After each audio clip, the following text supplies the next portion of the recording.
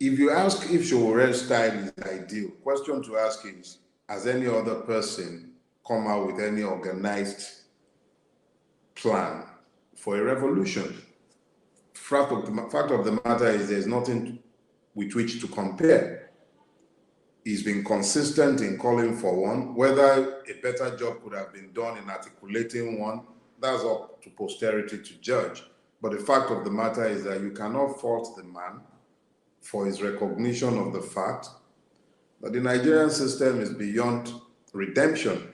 The critical disconnect is in an inability to communicate these effectively to the Nigerian people. And you really can't blame that on the man, because if he wasn't communicating that, people like myself and multiple others have been communicating it. The question is, have the people been hearing? Have they even listened? Are they receptive to the idea that is not their ethnic champion or their co-religion that is going to solve the problem? We all will prefer that a Voltron shows up, who waves a wand, and everything just gets better. But it's not going to happen. It will only happen when we all, as a collective, buys into the idea of change and then invest our energy in pursuing that change. So it's not about Showore's tactics. It's about us as a collective. We really need to look at ourselves and then ask ourselves some very hard questions. And the Nigerian interest is almost always subjugated beneath foreign interest by those who purport to rule the Nigerians. So it's not about the exertion of powers by these foreign bodies.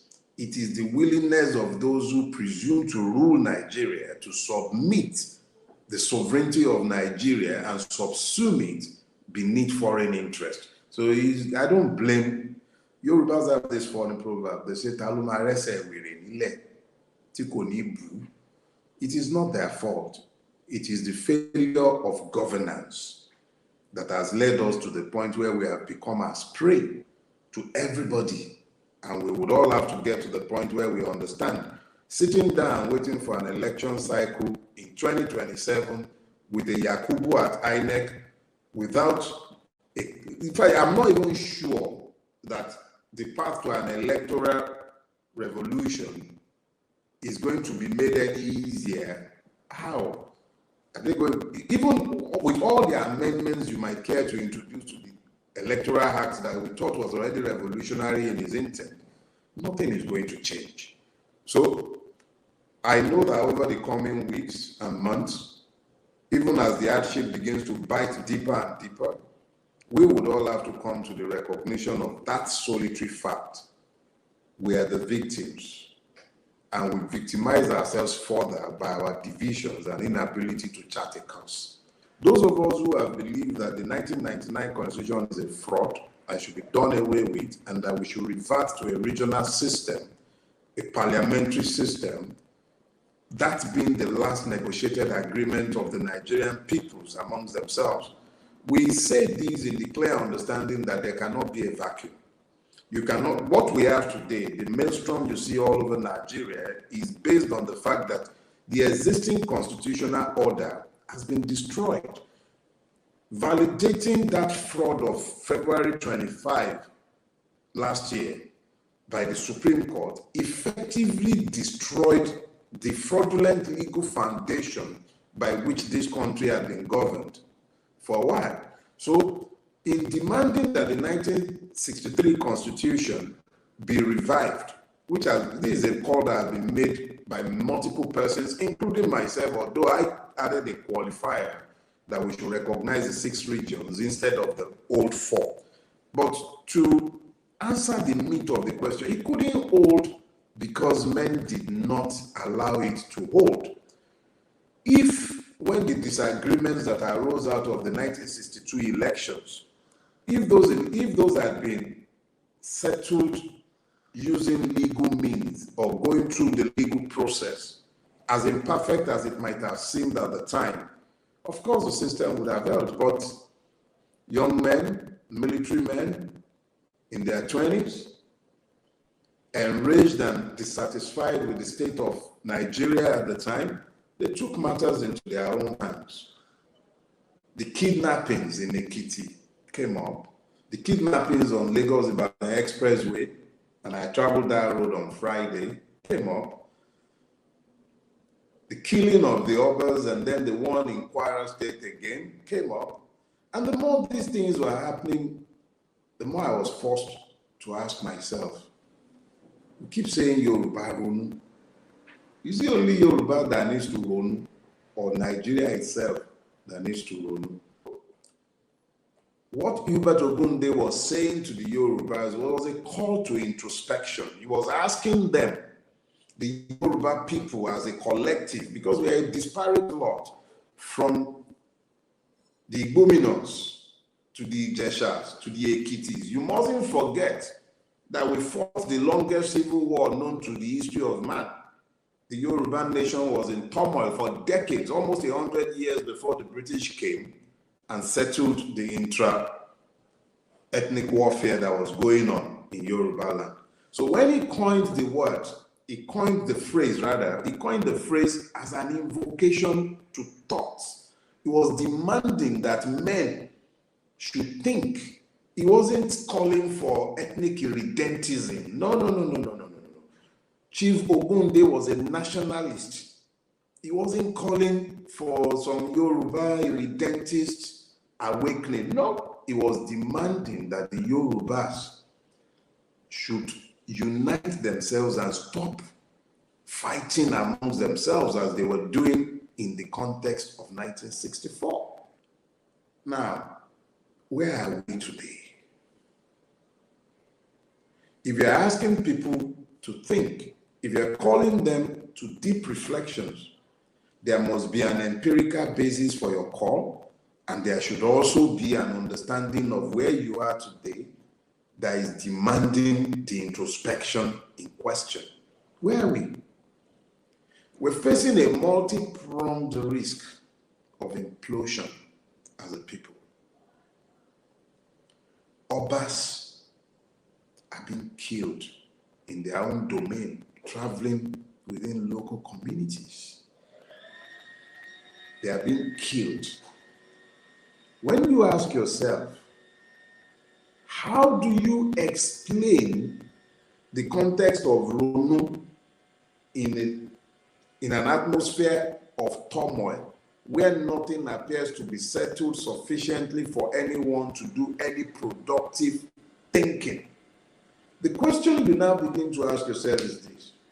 These people who were busy Ronuing during the elections, demanding that we should think, why are they not demanding that we should think and then act in this season where everything appears to be going wrong? In Nigeria today, you have unbridled impunity striding around in our country. A landlord will remove the roof of a house and post it boastfully because he knows nothing will happen. A man will steal more than he can spend in 100 lifetimes. They will catch him. He knows nothing will happen.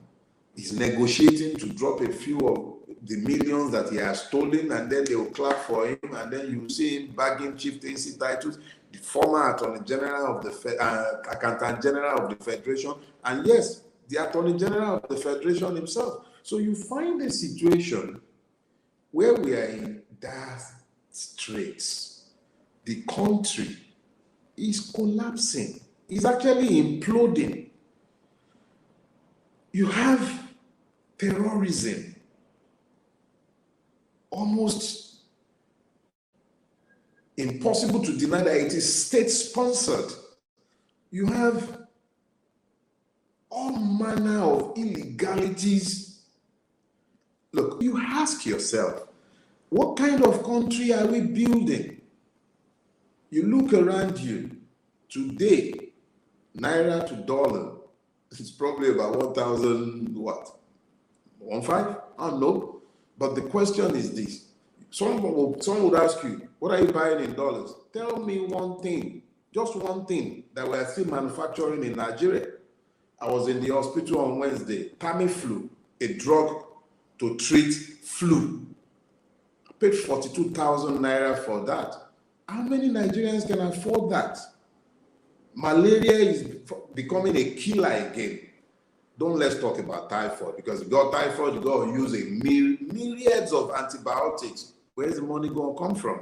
Where are the drugs? Where are the manufacturers? There is an imminent collapse of our society, and we are not paying attention. Yoruba Ronu, this has gone beyond Yoruba Ronu. Igbos need to Ronu. Ijos need to Ronu. Ibiobio needs to Ronu. Fulanis need to Ronu. Hausa. Everybody in Nigeria needs to Ronu, or this country is going to collapse around all of our ears. And it's not going to be long at the rate we're going. This is a call to a deep reflection. Enlightened selfish interest demands very strenuously that we took a look at our society, at our country, at the totality of ourselves, and then ask ourselves what we are doing, the country we are building. Is it sustainable? Can we sustain this system? Is it something that we would like to see sustained? These are questions that we all need to answer by ourselves. Look, I am worried about Nigeria. I am seriously worried about Nigeria. I'm worried about it because it does not appear to have any hope to offer to us any longer. On a daily basis, you look and there are multiple reasons to despair. Yoruba Ronu, but Nigeria needs to even Ronu more. This is not one of those days when it is easy to say the things that one wants to say, because they are very difficult truths to pass on. But there is no other way to say it than to say it. They say that Ogede Mbaje Alumpo, this ripest fruit, is the saddest. However you look, wherever you turn in Nigeria, yeah, I know the Nations Cup thing is our current distraction. And it's nice to have these distractions once in a while. The church and the mosque religion is gradually losing its allure. So it's no longer serving the job of distracting as much as it used to. The pastors and imams have been largely discredited by their effort on behalf of Jaguda. But football is there now, keeping all of us anesthetized. So we're taking our eyes off the ball and we have conveniently ignored the reality of our existence. But even in the midst of all of this, Nigeria has continued to die in installment. Remember this. Without finding common purpose, even with those idiots, we're all going nowhere. Elections are over, but the consequences are with us. As much as we might dislike what they did during the elections, and I'm talking about fellow victims, it is time to find the grace, help them to see the commonalities of these afflictions, because more are coming. Petrol prices are going to go further up. I assure you they will remove. Change you heard the thing that your power and steel power minister of power was saying, Adelabu, he is already confessing that they should remove every last vestige of subsidy. They talk about government subsidies, but they will never talk about the subsidies that are given by me and you. Every day we subsidize government inefficiency, corruption, and impunity. Every day. Every day that I spend money buying diesel, every day that I spend money paying Megad, every day that I spend hours in traffic, each and every day that I go to the hospital and I spend extraordinary amount of money to treat either myself or any member of my family or staff, I am subsidizing government inefficiency. The thing you need to understand is that if we do not find common purposes, we will perish together. Let me make something clear to you. The ruiners of Nigeria are so myopic that they cannot even see what is in their own best interest. Even their own selfish interest, they can't see it. They are constantly focused on eating, just stuffing their guts, stealing what they cannot spend in God knows how many lifetimes. That is their way. But those of you who still have the capacity to introspect, you can think. You need to now begin to think beyond the now, because I'll show you. But Ponu, which is to be stupid, should not be confused with Ronu, which is a call to think. Use your brain, your God-given brain. Ask yourself, how is it in my enlightened selfish interest to support this man or that man or this system? How?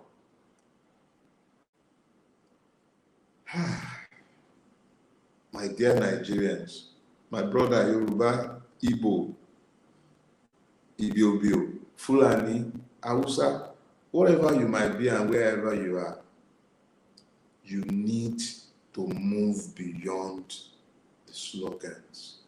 The system actually prefers that you focus on breaking Nigeria instead of focusing on changing it. Change it first, and then if you desire to leave, leave. Aside, it is a right to self-determination. The right to secession is a right of self-determination. The right of self-determination is the right of citizens. You are not citizens the way things are. None of us are. We are all victims. So if you focus solely on what they actually love it when you begin to talk about secession. They love it. The system loves it. Each and every one of those who should be at the forefront of championing the secessionist rights of citizens are busy at the feeding trough. So I'm asking all of us, we have a common interest in surviving as a people, not necessarily as a country. Nigeria is functionally dead. Its economy is almost comatose by design. Poverty is the only thing assured by design. If anything is going to change, it would only change because we found the common purpose to come together to change it. February 25th should be the national swearing-in day for Yakubu, INEC, and each and every one of those who thwarted the sovereign will of the Nigerian people. For those of you who might follow and who follows me as well, is a symbolic thing, but words are life. Send your thoughts and wishes to Yakubu and everybody involved in the shenanigan of the 25th of February on the anniversary of the day. It changes nothing, yeah, I know, but it is the beginning and the building block of what we need to do. Confront this system is a must. This system is not going to change, and we will not be able to vote our ways out of this. But we'll begin by taking baby steps. We'll build solidarity. Get your black. Yeah. On the 25th, wear your black. Wear black and send your good wishes or bad wishes or whatever wishes you have for Yakubu and everybody involved in this thing. Yeah.